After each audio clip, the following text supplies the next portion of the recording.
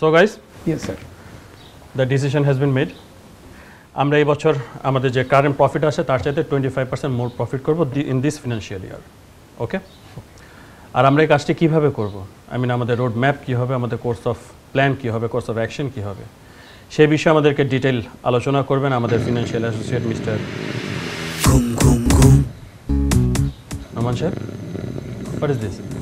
I am sorry sir, এই বিষয়ে ওনাকে অনেকবার বোঝানো হয়েছে, বাট আমি কিছুতেই কিছু করতে পারছি না। শহীদ সাহেব, শহীদ সাহেব, এই শহীদ সাহেব, ইনাফ, আর ডাকতে হবে না। আমি ফাইলগুলো রেডি করে আপনাদেরকে ইমেল করে দিচ্ছি। মিটিং আপাতত ক্লোজ। জি স্যার।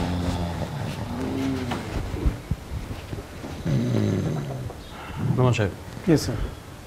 সোহেলের নামে একটি টার্মিনেশন লেটার আমার ডেস্কে পাঠিয়ে দিন। জি স্যার। আর এই মাসে ওনাকে আমাদের কোম্পানির তরফ থেকে কোনো ধরনের ফিনান্সিয়াল ব্যাকআপ দেওয়া হবে না। Yes sir. ওকে? জি স্যার। ওনার পরিবর্তে দেখছি আপনি ডেস্কে আসুন। Okay sir.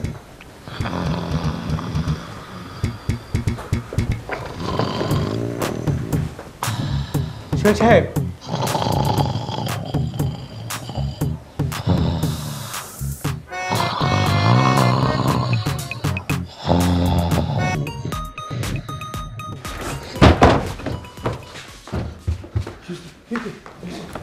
Congratulations mister Sohel.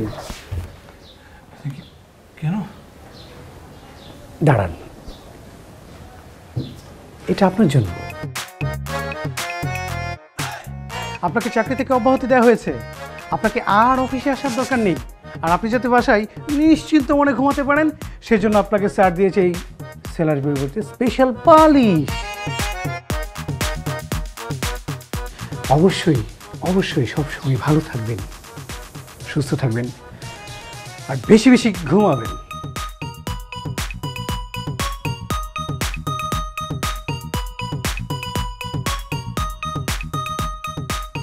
তাহলে এই চাকরিটাও গেল তোমার? আমি তোমার কথা বাসে কিভাবে বলবো সোহেল? তুমি চিন্তা করো না, আমি যেভাবে করে চাকরি জোগাড় করে দেবো। এই চাকরিটা তো তুমি জোগাড়ই করছিলা, কিন্তু ধরে রাখতে পারলা না। কি করবো বলো, সময় খুব না আসলে। অসময় না, বলো সব সময়। যখনই যেভাবে তুমি সুযোগ পাও সেভাবেই তুমি ঘুমিয়ে যাও। বেতনটাও তো পাইলা না, এই মাসে ভাড়া দিবা কিভাবে? আরে সমস্যা নেই, যে বাড়িওয়ালা আঙ্কেল বুঝছে, উনি টিউশনি ম্যানেজ করে দিচ্ছে। কি সোহেল, তুমি এই বয়সে এসে টিউশনি করবা? আমি বাবাকে কি বলবো? কি হলো, কথা বলছো না কেন? হ্যাঁ হ্যাঁ বলছি তো। তুমি আবারও ঘুমাই গেছিলা? না না, ঘুমাই না ঘুমাই না। আল্লাহ, আমি কার সাথে প্রেম করি? উঠো বলছি। হচ্ছে আসি আসি, বলো বলো। হ্যালো আসি, মানে আসি।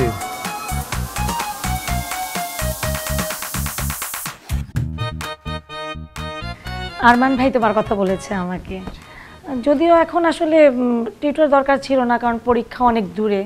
তারপর ভাবলাম যে আগে আগে যদি সিলেবাসটা শেষ করে ফেলা যায়, এই জন্য আর কি একদম নিয়ে নিলাম। তো এর আগে কি বাচ্চা পড়ানোর অভিজ্ঞতা আছে তোমার?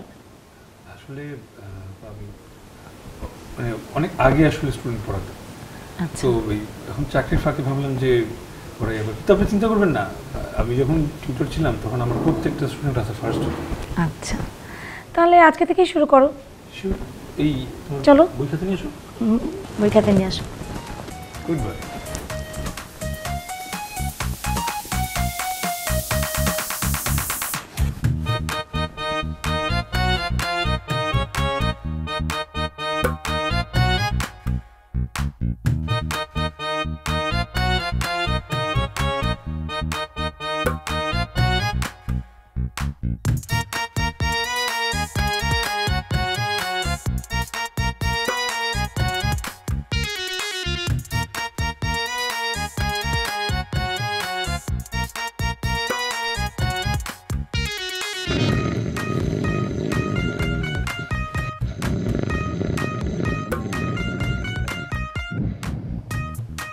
Sir, sir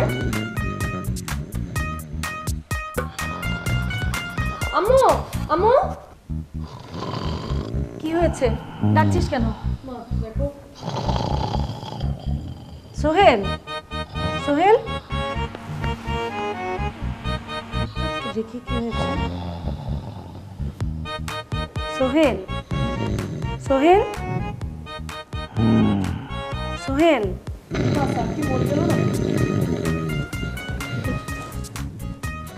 Sohel, Sohel, high Sohel, Sohel, Sohel, কি হয়েছিল তোমার? তুমি এইভাবে এইভাবে নাক ডাকছিলে, আমি ভাবলাম যে কি না কি হয়েছে। আচ্ছা শোনো, তুমি এখন যাও, আমি এই ব্যাপারে আমার সাথে কথা বলে নেব না, কালকে থেকে আর আসতে হবে না তোমার। ঠিক আছে।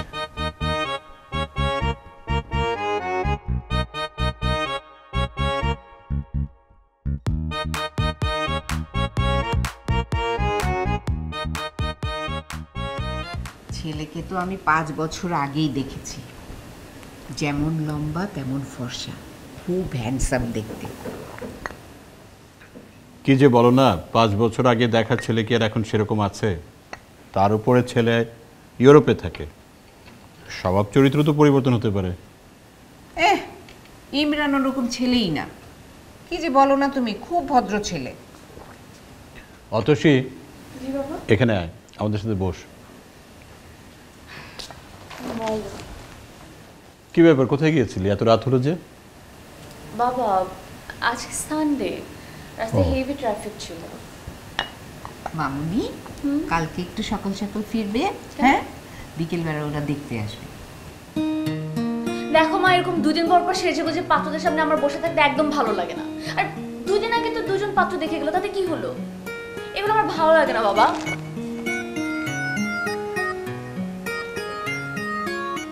অতসী তো ঠিকই বলেছে, দুদিন আগে যারা দেখতে আসলো তাদের এত আগ্রহ, পারলে তখনই আংটি পরিয়ে দেয়।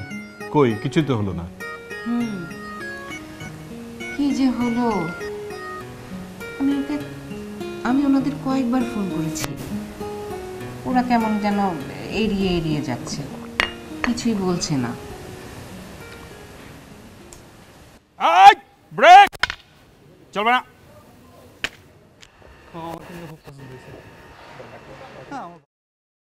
Excuse me, excuse me, excuse me. ওনার সাথে একটু কথা ছিল, একটা মিনিট। জি বলেন। পাত্রী কেমন দেখলেন? মাশাআল্লাহ, আপনি অনেক সুন্দর। আমি জানি আমি অনেক সুন্দর।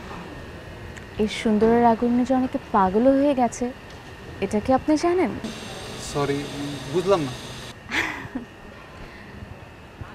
ওই সে, ওনাকে দেখতে পাচ্ছেন?